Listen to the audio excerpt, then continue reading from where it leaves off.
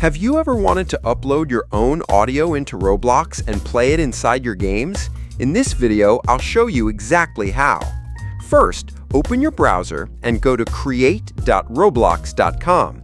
From the top menu, select Creations, then click Development Items. This is where you can upload and manage all of your assets. Keep in mind that Roblox currently has a limit of 100 audio uploads until a certain date, so make sure to choose the files you really want to use.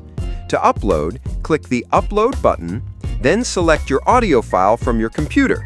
Supported formats include common audio files like MP3 or WAV, so make sure your file is ready. After a short moment, your audio will appear in your list of uploaded items. Once it's there, you can insert it into any of your Roblox experiences and play it just like any other sound. And that's it! You now know how to upload audio to Roblox. Please leave a like if you found this video helpful.